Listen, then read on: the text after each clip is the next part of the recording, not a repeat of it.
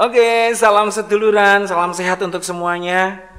Kembali hari ini Eko mau mempersembahkan satu karya lagu. Semoga berkenan bagi siapa saja, terutama ini saya dedikasikan untuk keluarga besar, Bapak, Ibu, Simak, Pak D, Bude, Pak Le, Om, dan semuanya keluarga besarku yang tak bisa Eko sebutkan satu persatu. Hari ini juga Eko hendak memberikan persembahan ini untuk saudara-saudaraku yang tak bisa mudik. Intinya podo, aku ya rasa mudik, tapi gimana lagi makanan memang berat tapi tetap harus kuat. Dan akhirnya seluruh keluarga besar Eko Mami Official ngaturakan sugeng riyadi selamat Hari Raya Idul Fitri, minal aidin wal faizin, mohon maaf lahir dan batin, dan terimalah persembahan karya lagu Eko Mami.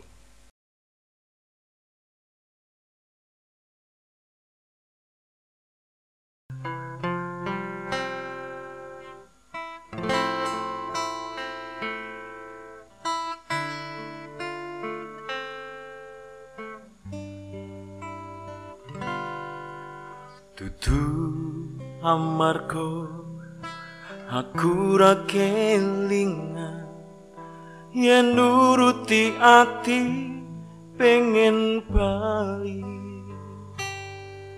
mudik tahun iki isih padha tahun wingi kudu ngampet rasa amarga pandemi. Tatine wurung nggonku tilek kampung yen tak gagas sansaya nambahi anglo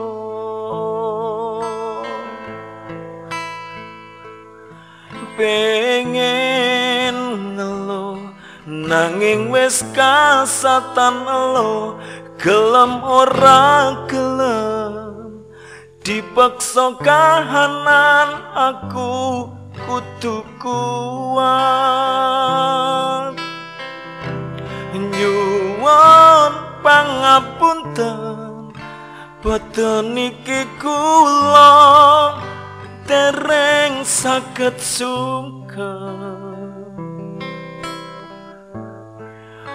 donga pangestunipun Bapak Ibu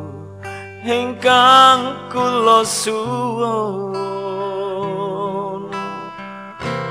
gedhe pangapurane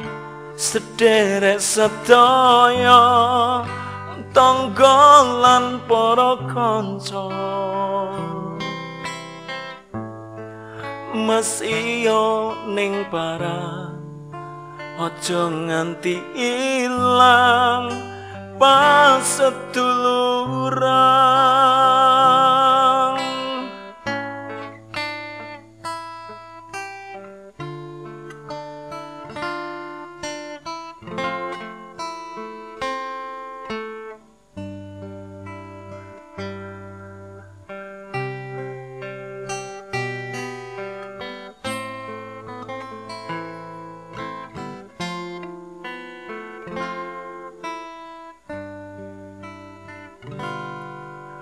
Dudu amarga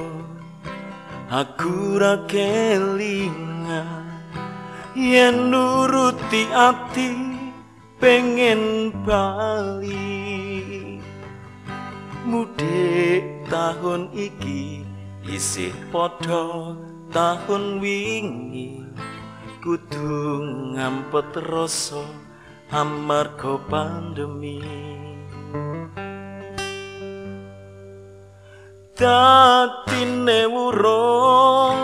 nggonku tilek kampung yen tak gagas sansaya nambahi anglo pengen ngalo nanging wis kasatan lo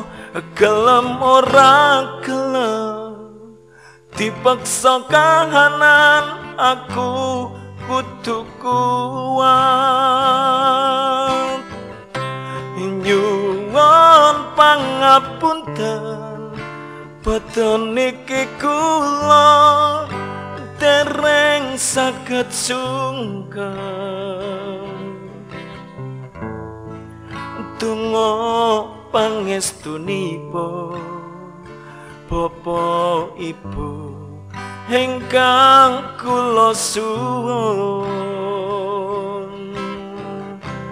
gedhe pangapurane sederek sedaya tangga lan para kanca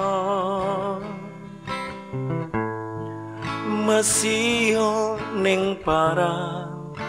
aja nganti ilang pas seduluran nyuwun pangapunten badan niki kula dereng saged sungkem donga pangestunipun Bapak Ibu ingkang kula suwun gedhe pangapurane sederek sadaya tangga lan para kanca masih ning parang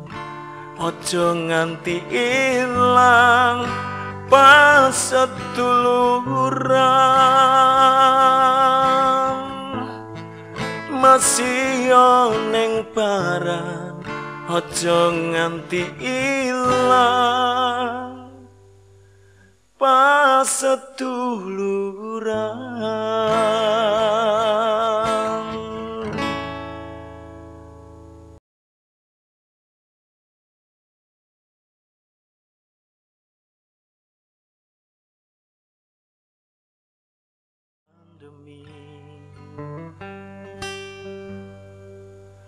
Tatine wurung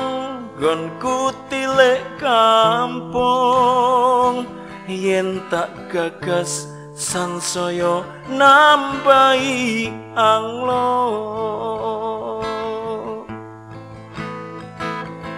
pengen ngalo nanging wis kasatan lo gelem ora gelem dipaksa kahanan aku kudu kuat nyuwun pangapunten badan niki kula